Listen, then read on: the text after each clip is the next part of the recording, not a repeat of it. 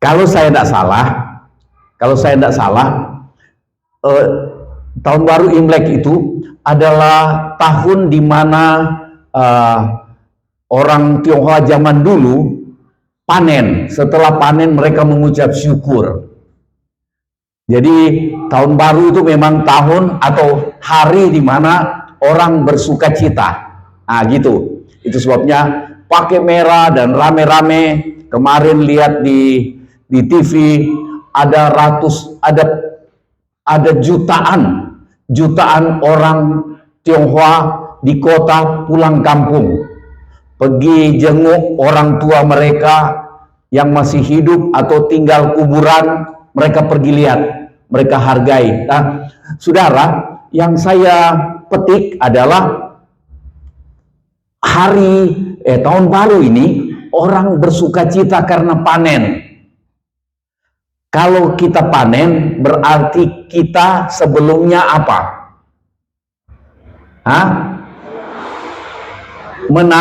Menabur. Kalau menuai, panen, Anda pernah nabur, itu nyolong. Jadi jangan pernah mimpi menuai panen kalau tidak pernah mau menabur. Nah, pagi ini kita mau lihat satu sisi dari soal menabur. Ya, apa yang ditabur akan dituai. Apa yang ditabur akan dituai. Nah, kita lihat dulu ayatnya. Galatia 6 ayat 7. Ayat ini ada ndak enak dan enaknya. Baca sama-sama. 1, 2, 3. Jangan sesat atau jangan tertipu. Allah tidak membiarkan dirinya dipermainkan. Karena apa yang ditabur orang itu juga yang akan dituainya. Apa yang ditabur orang itu juga yang akan dituai. Kalau saudara baca ayat sebelumnya dan ayat sesudahnya, kita lihat di sana Tuhan bilang, kalau kamu menabur dengan cara hawa nafsu, maka kamu akan menuai kebinasaan, kehancuran. Tetapi kalau kamu menabur dalam tuntunan Roh Tuhan, menabur dalam kebenaran firman, kamu akan menuai hal-hal yang baik di dunia ini, dunia sekarang ini maupun dunia yang akan datang. Mau pilih mana? Mau tabur yang jelek atau tabur yang baik? Selalu kita sampai kepada pilihan. Ya, karena nyangkut mau pemilihan 2 hari lagi ya, 3 hari lagi ya. Nah, kita mau memilih ini, bukan memilih judulnya pagi ini. Kita mau pilih untuk menabur mana? Menabur yang baik, kita terima yang baik. Ada nyanyian Pendeta Ondatu, tabur yang baik, engkau akan menuai baik.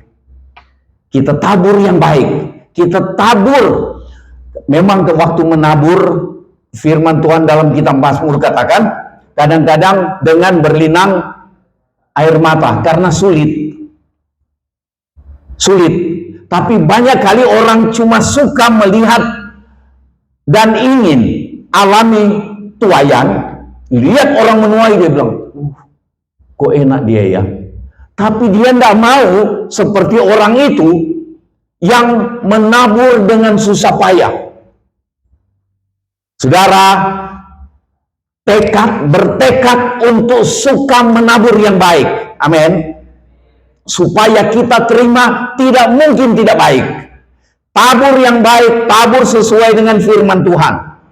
Walaupun sulit. Saudara ingat anak yang bawa rotinya ke Tuhan Yesus? Anak itu pasti untuk dia makan, bekal. Tapi dia berjuang supaya dia berani untuk berikan itu kepada Tuhan Yesus. dan akhirnya banyak orang bisa makan dan kenyang, dan pasti dia juga dapat sukacita luar biasa. Dia bilang, untung saya menabur yang menjadi berkat bagi banyak orang dan juga bagi saya. Yang paling hebat di anak itu adalah sukacitanya. Saudara, kita terima berkat dari menabur itu seringkali tidak terlalu sampai sukacita luar biasa. Tetapi kalau kita sadari taburan kita itu berguna bagi banyak orang, menyenangkan Tuhan dan menyenangkan dan mengenyangkan banyak orang, bahagianya kita ini luar biasa. Tuhan Yesus bilang, lebih berkat memberi daripada menerima.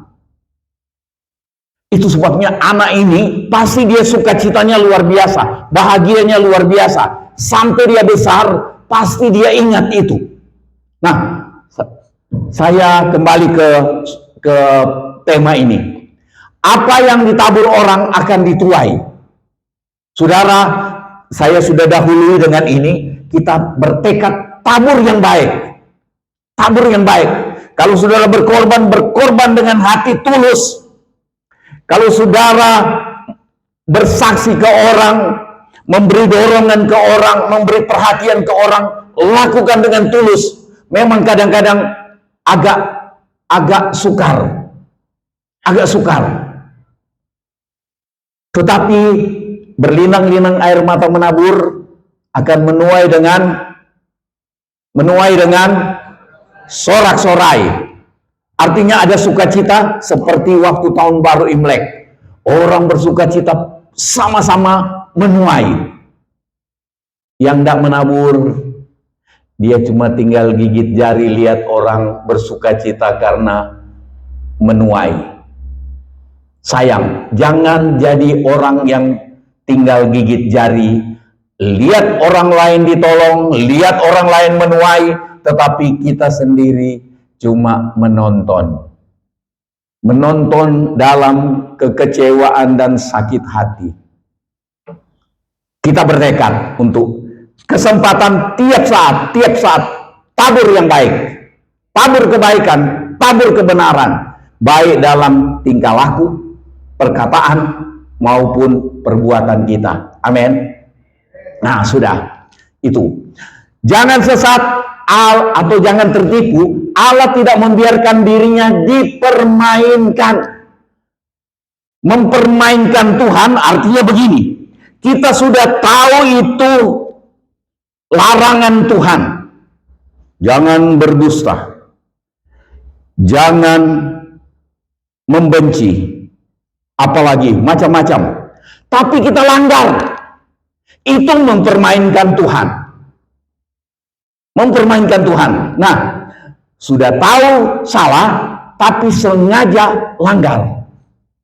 Kita sudah tahu yang kita mau ucapkan itu bohong, kita masih berani ucapkan. Itu mempermainkan Tuhan. Dan firman Tuhan bilang, Allah tidak membiarkan dirinya dipermainkan. Jangan main-main dengan Tuhan. Pasti dituai. Kita pasti tuai sikap, keputusan, perbuatan, ucapan, pikiran yang tidak baik. Kita akan tuai. Nah, kita lihat nih. Apa yang ditabur orang itu juga yang akan dituainya. Yang pertama, jangan mau kita menabur dusta. Katanya, jangan ada dusta di antara kita. Tapi dustanya jalan terus. Cuma omong kosong saja itu. Baik di gereja maupun di bangsa ini. Selalu orang ucapkan, jangan ada dusta di antara kita. Antara pemimpin gereja. Antara gereja satu dengan gereja yang lain. Antara pendeta satu dengan pendeta yang lain. Antara jemaat satu dengan jemaat yang lain. Antara tokoh nasional satu dengan tokoh nasional lain, tokoh daerah, tokoh kecamatan, tokoh desa. Saudara, kenapa dia jadi begini? Nah, dusta jalan terus. Sudah tahu itu. Apalagi hari-hari ini kan. Hari-hari ini menjelang pemilihan. Dari berapa 1 bulan lalu dan seterusnya berapa bulan lalu. Sama. Pemilihan di bangsa ini, pemilihan pimpinan di gereja. Sama. Seringkali dusta jalan terus. Sudah tahu dusta. Masih diucapkan. Karena punya tujuan tertentu, punya keinginan tertentu yang didorong oleh hawa nafsu, dan itu melecehkan Tuhan. Tuhan bilang itu mempermainkan Tuhan. Dusta. Kita lihat ini, kita lihat menabur dusta, dan kemudian kita lihat menuai apa. 1 Yohanes 4 ayat 20. Saya baca, jikalau seorang berkata, aku mengasihi Allah, dan ia membenci saudaranya, maka ia adalah pendusta. Banyak pendusta di gereja, banyak pendusta di bangsa ini. Pendusta dalam gereja contohnya begini. Puji Tuhan, ketemu kita sehat ya, padahal hatinya tidak suka. Dusta itu nyanyi, aku mengasihi engkau Yesus dengan segenap hatiku. Terus pura-pura dibikin nangis. Haleluya saudara, kasih Tuhan. Omong kosong. Saya sudah lihat banyak itu terjadi. Saya kira nangis. Saya lihat setetes air mata tidak ada, tapi dia ngomong, saudara, mari kita kasih Tuhan. Omong kosong. Tapi kebencian terhadap orang jalan terus. Firman Tuhan bilang, katanya orang itu adalah pendusta. Waktu sumpah jabatan bilang mengasihi Allah, akan menuruti perintahnya, menghindari larangannya. Begitu jadi pejabat, dusta jalan terus. Dan pasti dia akan menuai. Menuainya tidak enak. Karena barang siapa yang tidak mengasihi saudara yang dilihatnya, tidak mungkin mengasihi Allah yang tidak dilihatnya. Jadi banyak omong kosong baik di gereja maupun di bangsa ini yang dusta. Bilang mengasihi Allah. Tiap hari doa, tiap hari datang sebut nama Tuhan, nama Allah. Tapi dusta jalan terus. Ini pendusta-pendusta. Baik pendusta yang pakai dasi. Oh, hari ini saya tidak pakai dasi. Bapak Licuan sama Bapak Jeffrey pakai dasi. Baik pendusta yang pakai dasi berbicara di mimbar. Pendusta-pendusta yang bicara di rumah ibadah. Pendusta-pendusta yang berbicara di kantor-kantor pemerintahan. Pendusta akan ada tuayan. Tuayannya tidak enak. Kita lihat sebentar. Kisah Rasul 5 ayat 1-10. Saya tidak catat tampilkan seluruh ayatnya. Tetapi saudara ingat ini, Ananias dan Safira. Mereka berani berdusta. Sudah tahu yang mereka mau ucapkan ke Petrus itu dusta. Mereka rancang dusta di rumah, datang ibadah di pertemuan jemaat, ada Petrus di sana. Mereka datang bawa persembahan. Ananias yang datang lebih dulu. Pak Petrus, ini persembahan yang kami nasarkan. Kami jual sebidang tanah dan kami sudah bernasar kepada Tuhan. Kami akan persembahkan seluruhnya. Petrus bukan langsung haleluya puji Tuhan ini berkat. Petrus bilang, mengapa kamu sepakat mendustai Roh Kudus? Bukan saya yang kamu dustai, tapi kamu mendustai Allah. mempermainkan Allah. Allah tidak membiarkan dirinya dipermainkan. Kita sudah tahu kisahnya itu. Langsung Ananias mati mendadak. Saya tidak mendoakan supaya pendusta-pendusta di gereja dan di bangsa ini mati mendadak. Tapi ini peringatan hari ini. Siapa yang mendengar sebentar? Saya mau muat ini di Facebook sama di TikTok. Saya mulai belajar TikTok. Biar banyak yang tahu. Bukan mau cari dapat uang. Tapi kalau dapat uang saya terima juga. Nanti bagi-bagi kita ya, Yanto ya. Tapi ini peringatan, sungguhan. Pendusta-pendusta yang pakai nama Yesus, pakai nama Tuhan, pakai nama Allah, baik dalam gereja maupun di rumah ibadah lain, maupun di kantor-kantor di bangsa ini, di instansi apapun di bangsa ini. Pendusta-pendusta itu pasti Tuhan akan tunjukkan sekali-sekali ada yang mati mendadak, sehat-sehat, mati. Mudah-mudahan masih sempat tobat. Ngeri ya. Hari ini padahal hari sukacita. Tapi ini sebenarnya kita sukacita karena kita diingatkan untuk menghindar dari menabur dusta. Amin. Supaya kita menuai yang baik, bukan menuai yang mati mendadak. Itu mati mendadak bisa mati rohaninya, mati usahanya, mati rumah tangganya, mati sungguhannya. Jangan bermain-main dengan Tuhan. Jangan sembarang ngomong. Amin. Ngomong amin. Karena akan ada yang mati mendadak. Kalau sengaja sudah dengar hari ini firman Tuhan, masih sengaja mau berdusta. Nah, mudah-mudahan tidak ada yang mati mendadak. Tapi kalau firman Tuhan bilang ada yang mati mendadak, ada. 1 Raja-Raja 5 ayat 21 sampai 27 itu pengerja yang bantu Nabi Elisa, namanya Gehasi. Waktu Panglima Naaman datang minta Nabi Elisa berdoa dan supaya dia sembuh, Nabi Elisa bilang nyemplung ke sungai Yordan. Nanti tanggal 1 kami berangkat ke sana, kira-kira tanggal 3 atau tanggal 4 kami sudah di sungai Yordan.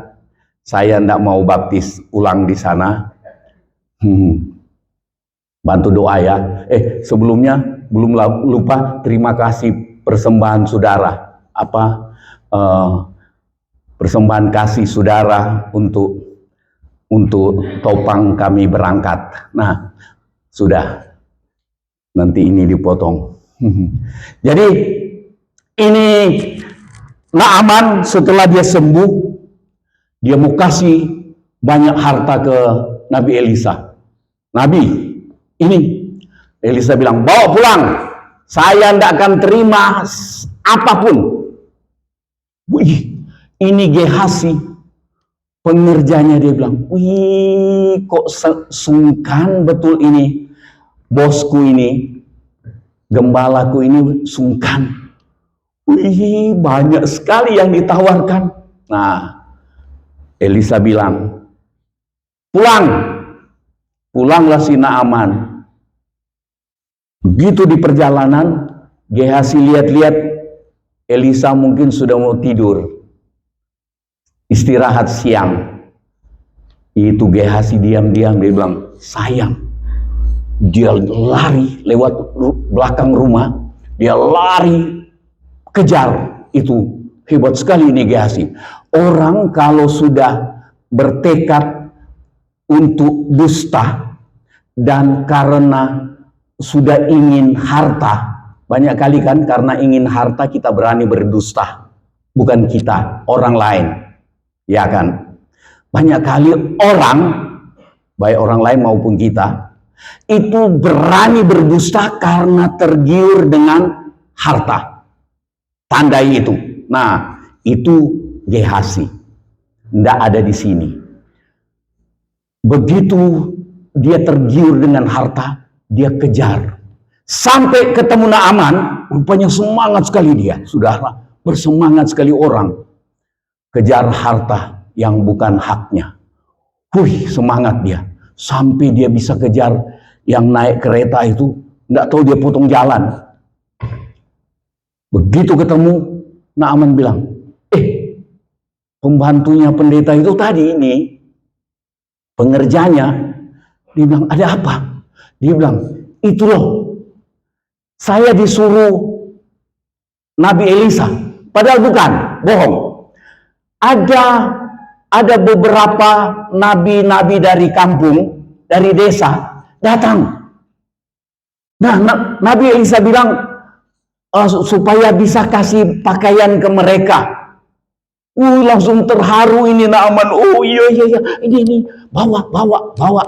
Kasih uang, kasih perak, mungkin kasih emas, kasih pakaian yang bagus-bagus, kain yang bagus-bagus. Langsung dia bilang, ya, bawa pulang. Nanti pengawal saya bantu bawa pulang ke tempat Elisa. Karena rupanya sampai berat, sampai disuruh pengawal yang bawa. Pengawal bawa sampai kira-kira sudah dekat dengan tempatnya Elisa. Ini Gehazi bilang, sudah sampai di sini aja. Kalian pulang aja. Nanti saya bawa ini sendiri ke Nabi Elisa. Nah, saudara, habis itu Gehazi simpan itu harta. Simpan itu emas perak, simpan itu pakaian yang bagus-bagus, kain-kain yang bagus, dia simpan untuk dia. Langsung tenang-tenang dia datang ke Elisa. Dia lewat pintu belakang pelan-pelan, buka pintu. Pasti pintu zaman dulu bunyi mungkin, krek. Elisa bilang, Gehazi, kamu dari mana? Oh, enggak kemana-mana. Bohong. Enggak kemana-mana. Elisa bilang begini, roh saya ikut waktu kamu pergi ketemu dengan Naaman. Roh saya tahu kalau Naaman turun dari keretanya dan kamu dikasih semua ini macam-macam. Kamu bisa beli kambing domba, ladang, dan juga beli budak. Tapi kusta Naaman yang sudah hilang itu masuk ke kamu sampai ke anak cucumu. Jangan berani dusta, karena itu akan mempengaruhi hidup anak cucu saudara. Jangan tenang-tenang sekarang. Kita akan sakit hati lihat kenapa anak cucuku kayak gini. Hasil dusta. Allah tidak membiarkan dirinya dipermainkan. Apa yang orang tabur? Tabur dusta. Mati mendadak. Tabur dusta. Langsung kena kusta. Sampai ke anak cucu. Mengerikan. Seriuslah ini. Jangan biasakan dusta. Nah, yang kedua, jangan kita menabur untuk menyombongkan diri. Tadi tabur dusta. Ini tabur menyombongkan diri. Kisah Rasul pasal 12 ayat 21 sampai 23. Pada suatu hari yang ditentukan, Herodes mengenakan pakaian kerajaan lalu duduk di atas takhta dan berpidato. Herodes pidato. Sama dengan yang sekarang kampanye-kampanye itu, pidato mereka. Berpidato kepada rakyat, ayat 12, ayat 22, dan rakyatnya bersorak membalasnya, ini suara Allah dan bukan suara manusia. Herodes bangga, membanggakan diri, menyombongkan dirinya, dan ayat 23 katakan, Dan seketika itu juga ia ditampar malaikat Tuhan karena ia tidak memberi hormat kepada Allah. Terus baca yang merah itu. Ia mati dimakan cacing. Sementara hidup dimakan cacing, mati. Kita akan lihat hal-hal seperti ini Tuhan lakukan. Baik dalam kepemimpinan gereja maupun kepemimpinan di bangsa ini, tokoh-tokoh bangsa ini yang berani menyombongkan diri terus-menerus. Hari-hari ini kita lihat menyombongkan diri, sombong. Apalagi menjelang pemilu ini. Banyak sekali yang menyombongkan diri. Di gereja pun tidak kurang-kurang menyombongkan diri. Kemudian dikatakan dia tidak menghormati Allah, dia menyombongkan diri. Kemudian ditampar malaikat, cacing makan, dan dia mati. Mengerikan keadaan yang dia tuai. Bukan menuai panen-panen yang bagus, bikin bersuka cita, tetapi dia tuai sesuatu yang mengerikan. Jangan nyombong. Minggu lalu saya khotbah, Allah melawan orang congkak, Allah melawan orang yang sombong. Ini contohnya salah satu, Herodes. Allah lawan orang sombong, terlalu membanggakan diri dan tidak ada rasa hormat. Rupanya dia ucapkan kata-kata yang menghina Tuhan, meremehkan Tuhan. Dan kita lihat seringkali itu terjadi, ucapan seperti itu terjadi di bangsa ini. Meremehkan Tuhan. Kita akan lihat hal-hal seperti ini. Ada orang mati tiba-tiba ditampar malaikat dan dimakan cacing. Mungkin kita akan lihat satu waktu atau dalam waktu dekat. Daniel 4 ayat 30 sampai 33. Raja Nebukadnezar. Raja Nebukadnezar ini dia sudah tahu, dia sudah berapa kali tahu kalau Allahnya Daniel, Allahnya Sadrak, Mesak, Abednego adalah Allah yang patut disembah, patut dipuji, dimuliakan, dan hanya Dia yang patut dipuji dan dimuliakan. Tahu-tahu satu waktu dia membangun oleh pertolongan Tuhan, kekuatan, kesehatan. Dia bangun itu Babel. Dia bangun kota-kota yang bagus. Luar biasa. Satu waktu dia membanggakan diri. Dia bilang, inilah Babel yang saya bangun dengan kekuatan saya sendiri. Rupanya dia juga melecehkan Tuhan. Dia bilang, bukan Tuhan yang menolong saya membangun ini. Ini karena memang kekuatan, kemampuan diri saya sendiri. Saudara, hati-hati ya. Waktu saudara mulai berhasil, ingat baik-baik. Kita harus ingat baik-baik bahwa kita ada hari ini hanya karena kemurahan Tuhan. Kita berhasil hanya karena kemurahan Tuhan, bukan karena kemampuan kita semata-mata.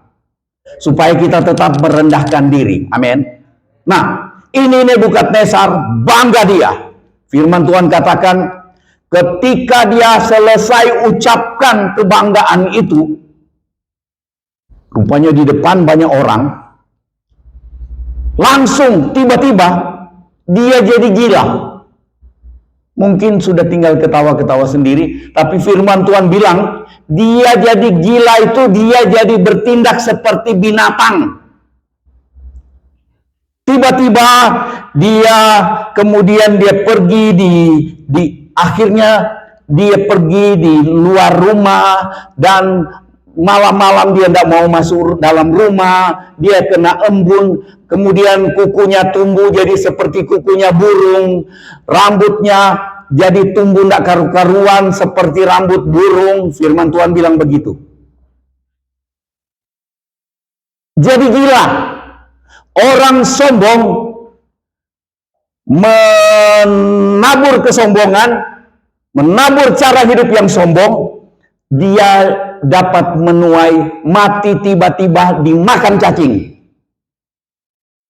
ditampar malaikat. Allah tidak membiarkan dirinya dipermainkan. Jangan tabur kesombongan. Nebukadnezar tiba-tiba menjadi gila. Kita lihat banyak orang gila hari-hari ini. Ucapannya gila-gilaan. Nebukadnezar jadi gila, jadi kayak binatang. Saudara, kita lihat Nebukadnezar sekian lama dia jadi seperti binatang. Dia makan rumput, dia tidak mau masuk dalam rumah. Dia seperti binatang yang memang ada di ladang. Saudara, jangan menabur kesombongan, karena kita pasti menuai yang tidak enak. Allah tidak biarkan dirinya dipermainkan, dilecehkan, diremehkan. Apalagi kita sudah tahu firman Tuhan. Nah, 1 Petrus 5 ayat 5, demikian jugalah kamu, hai orang-orang muda, tunduklah kepada orang-orang yang tua, dan kamu semua rendahkanlah dirimu seorang terhadap yang lain. Terus baca sama-sama, sebab Allah menentang atau melawan orang yang congkak, tetapi mengasihani orang yang rendah hati. Hendak pernah rugi menabur kerendahan hati. Amin. Tidak pernah rugi menabur kerendahan hati. Nyombong itu merugikan. Berkali-kali saya katakan, memang waktu nyombong kita rasa enak, puas. Memang cuma kamu, saya juga. Wow. Biar saya tidak punya apa-apa. Begitu orang bilang begini, ih, tidak punya apa-apa. Saya bilang, kamu kira cuma kamu. Padahal memang iya, tidak ada punya apa-apa. Sudah, tidak usah pakai ilustrasi lain. Hampir saya mau ngomong mengenai pengalaman saya. Tidak usah. Tetapi Allah mengasihani orang yang rendah hati. Jangan tabur kesombongan, karena itu menghancurkan kita. Taburlah kerendahan hati, supaya Allah mengasihani kita dan Dia mengangkat kita pada waktunya. Dia meninggikan kita, meninggikan derajat hidup kita, meninggikan ekonomi kita, meninggikan iman kita. Semua meningkat jadi tinggi. Amin. Nabur akan menuai. Yang menabur, dia akan menuai. Tabur baik, tuai baik. Tabur jelek, tuai jelek. Satu, berdusta. Dia mempermainkan Allah. Allah tidak membiarkan dirinya dipermainkan. Berdusta itu dilawan oleh Allah. Berdusta mati mendadak. Berdusta sakit kusta atau hidup yang terhina dan tersingkir.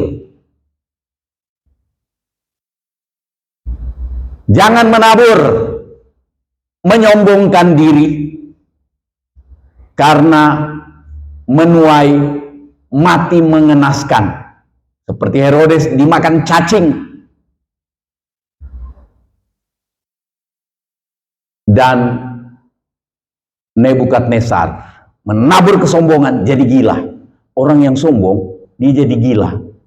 Sudah tahu gila? Gila pujian. Betul enggak? Orang kalau gila pujian memang kayak gila sungguhan. Lah, ini orang kayak enggak waras saja. Padahal waras. Tapi karena apa? Gila. Gila pujian. Waktu orang gila kedudukan, dia menghalalkan segala cara. Baik pemilihan di dalam kepemimpinan gereja sampai pemilihan entah pemilihan kepala desa lah, camat apa, bupati dan seterusnya dan seluruhnya sampai ke pemilihan presiden sebentar lagi. Banyak orang jadi gila, gila-gilaan, berani ngomong gila-gilaan, kayak orang gila. Saudara, sungguh-sungguh kesombongan itu mengakibatkan gila. Kemudian bisa jadi gila sungguhan. Karena ya sudah disiapkan rumah sakit yang akan menampung orang-orang calon legislatif, calon DPR yang gagal, sudah keluar uang banyak dan gagal. Selamat pagi Pak. Tadinya gagah perkasa.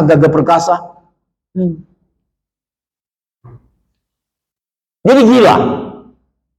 Orang yang gila hormat, gila harta, gila kedudukan, itu dari kesombongan, itu jadi gila sungguhan. Jangan mau jadi gila. Amin. Jangan mau gila harta, gila hormat, gila kedudukan, gila-gilaan. Menabur kerendahan hati, Tuhan kasihani dan Tuhan tinggikan pada waktunya. Enak, waktu Tuhan tinggikan pada waktunya, tidak ada satu kekuatan pun yang mampu untuk menahan tangan Tuhan yang mengangkat dan meninggikan saudara. Amin. Nah, ini dia. Baca sama-sama dan kuat-kuat. 1, 2, 3. Hindari menabur kesombongan dan dusta, baik melalui perkataan ataupun melalui perbuatan. Rajin menabur yang baik, menabur dalam kerendahan hati. Rajin menabur yang baik, tapi jangan menabur sambil nyombong. Saya ketemu tukang becak, saya ngasih. Saya ketemu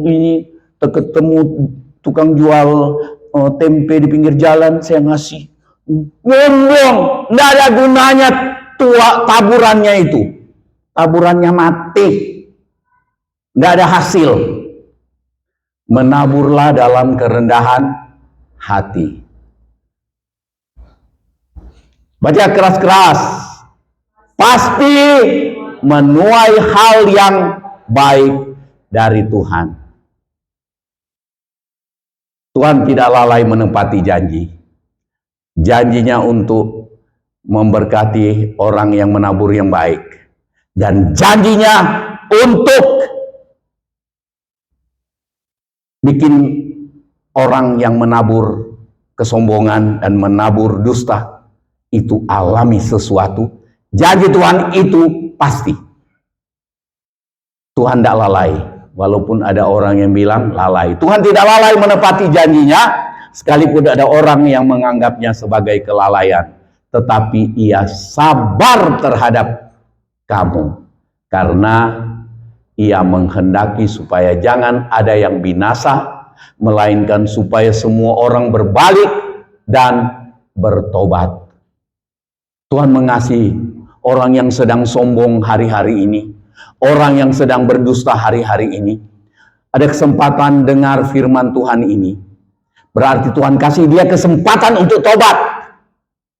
Kalau belum dihukum sampai hari ini, berarti itu Tuhan kasih kesempatan tobat.